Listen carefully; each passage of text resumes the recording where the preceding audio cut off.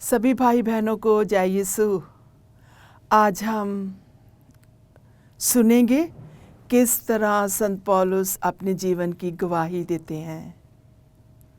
संत पौलुस एक महान प्रचारक और प्रभु को प्रेम करने वाले भक्त हैं। वे प्रभु को बहुत प्यार करते थे, किंतु उनका जो पहला जीवन था वो बहुत ही दुख देने वाला था। खास करके प्रभु यीशु को वो दुख देता था। तो जब वो प्रभु के पद चिन्हों पर चलने लगा, वो अच्छे काम करने लगा, फिर भी उसे बहुत सारी मुसीबतों का सामना करना पड़ा, क्योंकि जहाँ कहीं भी वे जाता था तो लोग डरते थे कहीं ये हमें मार ना दे, क्योंकि वे अत्याचारी था। वे क्रिश्चियन लोगों को जान से मारता था और वे सब क्रिश्चियंस को ख़त्म करना चाहता था, किंतु वे ख़त्म करने से पहले ही प्रभु ने उसे चुन लिया। तो ऐसे ही हम भी हमारे दैनिक जीवन में देखते हैं, जब हम बुराई से अच्छाई में आते हैं, हम प्रार्थना करना चाहते हैं, चर्च में जाना चाहते हैं, लोगों से बातचीत करना चाहते हैं, जहाँ हम अधिक प्रार्थना करना चाहते हैं, तो लोग क्या कहते हैं, अरे बड़ा भक्त आया। हम जानते हैं इसका पुराना जीवन कैसा था, किंतु जब एक इंसान अपने पुराने जीवन से नए जीवन में आता है तो उस इंसान को पता है कि वो कौन से रास्ते पर चल रहा है। तो आज हम जानते हैं प्रेरित चरित्र अध्याय 21 की 27 से हम पढ़ेंगे और जानेंगे किस तरह पौलुस को बहुत सारी मुसीबतों का सहन करना पड़ा।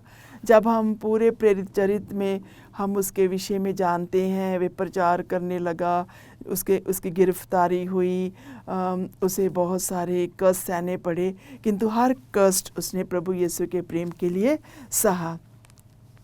7 दिन की अवधि पूरी होने पर थी कि एशिया के यहूदियों ने पौलुस को मंदिर में देखकर उन लोगों को उकसाया। वे उसे पकड़कर चिल्लाते रहे, इस्राएली भाइयों, दौड़िए, आइए, ये वही व्यक्ति है जो सब जगह सब लोगों में ऐसी शिक्षा का प्रचार करता है, जो हमारे राष्ट्र, हमारी संहिता और इस मंदिर के विरुद्ध है। यही नहीं, इसने यूनानियों को मंदिर में ले आकर इस पवित्र स्थान को भ्रष्ट कर दिया है। वे एफेसी त्रोफिमुस को पौलुस के साथ नगर में देख चुके थे और ये समझ रहे थे कि पौलुस उसे मंदिर ले आया था। सारे शहर में खलबली मच गई और लोग चारों ओर से दौड़ते हुए एकत्र हो गए। वे पौलुस को पकड़कर मंदिर के बाहर खींच लाए और मंदिर के फाटक तुरंत बंद कर दिए गए। वे पौलुस का वध करना चाहते ही थे कि पलटन के कप्तान को सूचना मिली कि समस्त यरूशलेम में उपद्रव मचा हुआ है। वे तुरंत सैनिकों तथा शतपतियों को लेकर भीड़ में दौड़ पड़ा।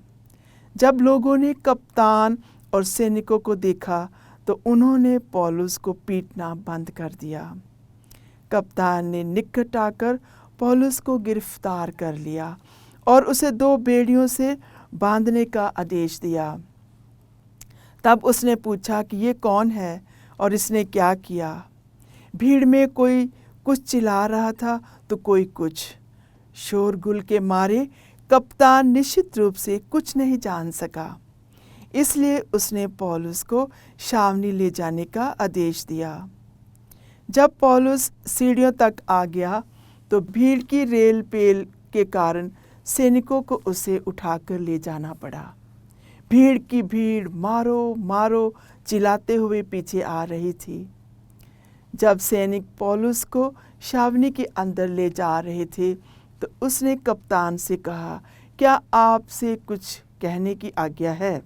उसने उत्तर दिया, क्या तुम यूनानी भाषा जानते हो? तो तुम वे मिस्री नहीं हो जिसने कुछ समय पहले विद्रोह किया और जो 4000 हत्यारों को मरुभूमि में ले गया था? पौलुस ने कहा, मैं यहूदी और तारसुस का नागरिक हूँ। तारसुस किलिकिया प्रांत का प्रसिद्ध नगर है। मेरा निवेदन ये है कि आप मुझे भीड़ को संबोधित करने की अनुमति दें। अनुमति मिलने पर पौलुस ने सीढ़ियों पर खड़ा होकर हाथ से लोगों को चुप रहने के लिए संकेत किया। जब सब चुप हो गए तो पौलुस ने उन्हें इब्रानी भाषा में संबोधित किया। तो उसने अपनी भाषा में उन लोगों को संबोधित किया और पौलुस वहाँ अपनी गवाही देते हैं। भाइयों और गुरुजनों, अब सुनिए कि अपनी सफाई में मुझे क्या करना है। सब लोगों ने सुना कि वे उन्हें इब्रानी भाषा में संबोधित कर रहा है तो वे और भी शांत हो गए। पौलुस ने ये कहा, मैं यहूदी हूँ, मेरा जन्म तो किलिकिया के तारसुस नगर में हुआ था, किंतु मेरा पालन पोषण यहाँ इस शहर में हुआ। गमालियल के चरणों में बैठकर मुझे पूर्वजों की सहायता की कट्टर व्याख्या के अनुसार शिक्षा दीक्षा मिली। मैं ईश्वर का वैसा ही उत्साही उपासक था जैसे आज आप सब हैं। मैंने इस पंथ को समाप्त करने के लिए इस पर घोर अत्याचार किया और स्त्री पुरुषों को बांध बांध कर बंदी गृह में डाल दिया। प्रधान याजक तथा समस्त महासभा मेरी इस बात के साक्षी हैं। सो वे सबको बता रहे हैं कि उसने अपनी बीती हुई जिंदगी में क्या किया। उन्हीं से पत्र लेकर मैं दमिश्क के भाइयों के पास जा रहा था, जिससे वहाँ के लोगों को भी बांधकर जेरूसलम ले आऊं और दंड दिलाऊं। सो इसका एक ही मकसद था कि वे प्रभु के भक्तों को दंड दिलाए। जब मैं यात्रा करते करते दमिश्क के पास पहुंचा तो दोपहर के लगभग एकाएक आकाश से एक प्रचंड ज्योति मेरे चारों ओर चमक उठी। मैं भूमि पर गिर पड़ा और मुझे एक वाणी ये कहते हुए सुनाई दी, साउल साउल, तुम मुझ पर क्यों अत्याचार करते हो? मैंने उत्तर दिया, प्रभु आप कौन हैं? उन्होंने मुझसे कहा, मैं ईसा नाज़री हूँ जिस पर तुम अत्याचार करते हो। मेरे साथियों ने ज्योति तो देखी, किंतु मुझसे बात करने वाले की आवाज़ नहीं सुनी। मैंने कहा, प्रभु मुझे क्या करना चाहिए? प्रभु ने उत्तर दिया, उठो और दमिश्क जाओ।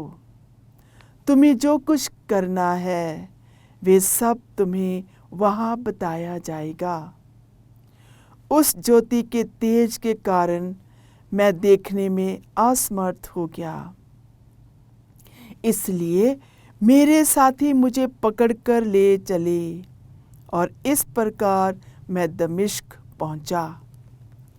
वहाँ अननियास नामक सज्जन मुझसे मिलने आए। वे संहिता पर चलने वाले भक्त और वहाँ रहने वाले यहूदियों में प्रतिष्ठित थे। उन्होंने मेरे पास खड़े होकर कहा, भाई साउल, दृष्टि प्राप्त कीजिए।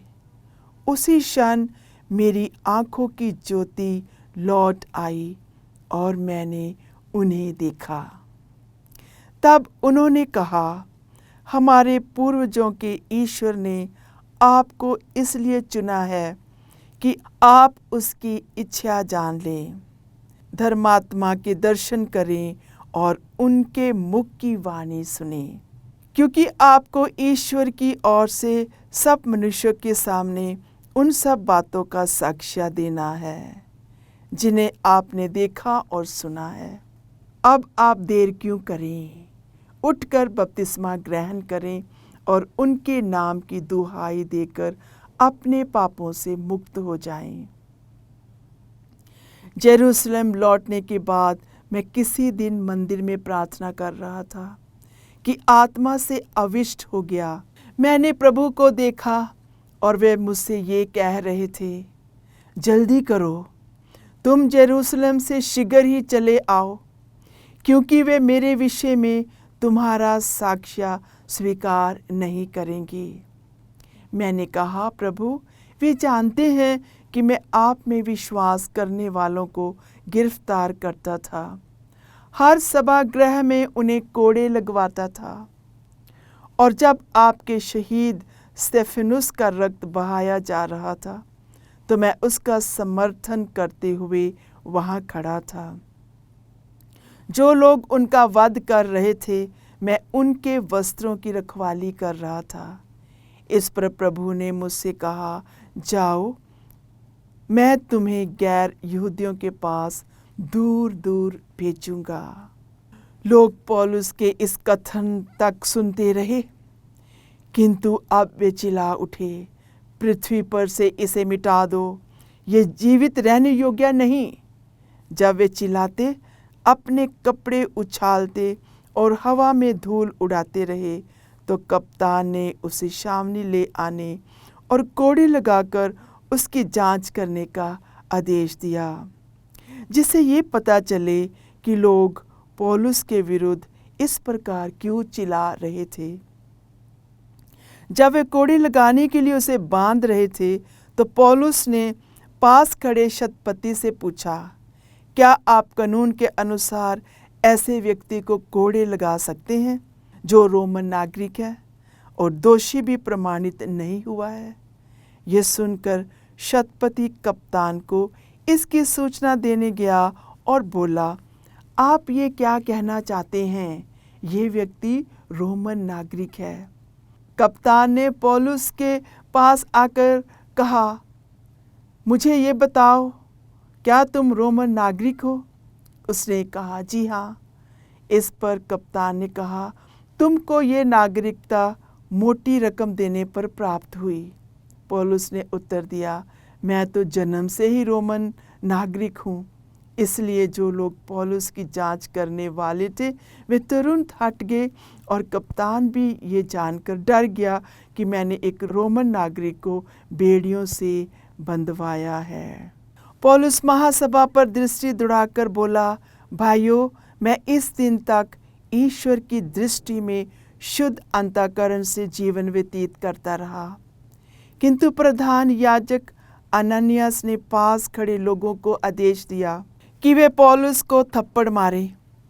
पौलुस ने उससे कहा, ईश्वर तुमको मारेगा, तुम पुती हुई दीवार हो, तुम संहिता के अनुसार मेरा न्याय करने बैठे हो और तुम संहिता का उल्लंघन कर मुझे मारने का आदेश देते हो। पास खड़े लोग पौलुस से बोले, तुम ईश्वर के प्रधान याजक के अपमान का साहस करते हो। पौलुस ने उत्तर दिया, भाइयों, मैं नहीं जानता था कि वे प्रधान याजक हैं। धर्म ग्रंथ में लिखा है, अपने राष्ट्र के शासक की निंदा मत करो। पौलुस ये जानता था कि महासभा में दो दल हैं, एक सदूकियों का और दूसरा फरीसियों का। इसलिए उसने पुकार कर कहा, भाइयों, मैं हूँ फरीसी और फरीसियों की संतान। मृतकों के पुनरुत्थान की आशा के कारण मुझ पर मुकदमा चल रहा है। पौलुस के इन शब्दों पर फरीसियों तथा सदूकियों में विवाद उत्पन्न हुआ और उनमें फूट पड़ गई, क्योंकि सदूकियों की धारणा है कि ना तो पुनरुत्थान है, ना स्वर्गदूत और ना आत्मा, परंतु फरीसी इन पर विश्वास करते हैं। इस प्रकार बड़ा कोलाहल मच गया। फरीसी दल के कुछ शास्त्री खड़े हो गए और पुकार कर कहते रहे, हम इस मनुष्य में कोई दोष नहीं पाते। यदि कोई आत्मा अथवा स्वर्गदूत उससे कुछ बोला हो तो। विवाद बढ़ता जा रहा था। कप्तान डर रहा था कि कहीं वे पौलुस के टुकड़े टुकड़े ना कर दें। इसलिए उसने सैनिकों को आदेश दिया कि वे सभा में जाकर पौलुस को उनके बीच से निकाल लें और सामने ले जाएं। उसी रात प्रभु पौलुस को दिखाई दिए और बोले, धीर बने रहो, तुमने यरूशलेम में जिस तरह मेरे विषय में साक्ष्य दिया है, गवाही दी है, तुमको उसी तरह रोम में भी साक्ष्य देना होगा। इन वचनों के पढ़े जाने के लिए प्रभु का धन्यवाद करें, इन वचनों को सुनने के लिए धन्यवाद करें, और इन वचनों के द्वारा आज हमें जो मिला है, आओ हम प्रभु को धन्यवाद दें। जब हम बाइबल में वचन पढ़ते हैं, हम देखते हैं बहुत सारे पौलुस के समान जो प्रभु को प्यार करते हैं। उन्होंने बहुत सारी कठिनाइयों का सामना किया, किंतु उन्होंने डट कर अपनी गवाही दी।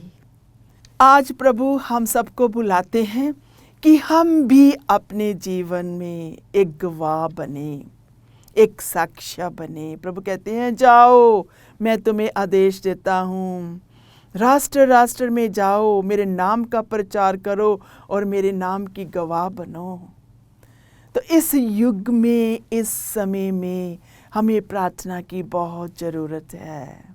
जब हम प्रार्थना करेंगे तो हम वचन पढ़ेंगे, जब हम वचन पढ़ेंगे तो हम गवाह बनेंगे।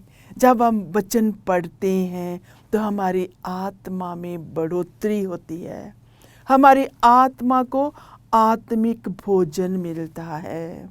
बहुत बार वचन हमारे लिए पढ़ना एक बहुत ही बड़ी बात है।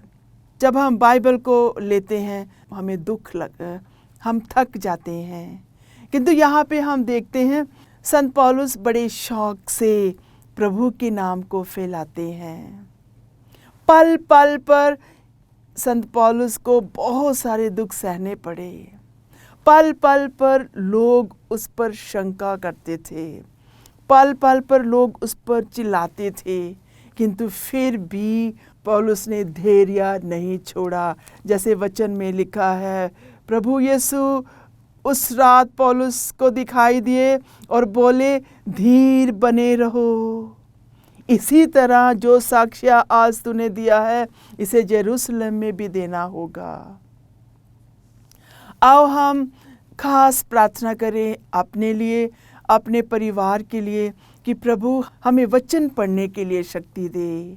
जब हम तेरे वचनों को पढ़ते हैं तो हम सही मार्ग पर चलते हैं। जब हम सही मार्ग पर चलते हैं तो हमारे जीवन में प्रभु काम करता है। संत पौलुस के जीवन में प्रभु ने काम किया, उसे बुराई से भलाई की ओर लेकर आए, और उसने भलाई के साथ ईश्वर का नाम लेता रहा और वो प्रचार करता रहा, और उसके प्रचार में कभी भी कमी नहीं आई, क्योंकि उसने प्रभु पर भरोसा रखा और उस भरोसे के साथ उसने प्रभु के प्रेम को फैलाने की पूरी कोशिश की। तो आओ आज हम भी प्रभु से शक्ति मांगें। प्रभु हमें गवाही देने के लिए तैयार कर, प्रभु हमें गवाह बनाओ। और गवाही कब मिलेगी?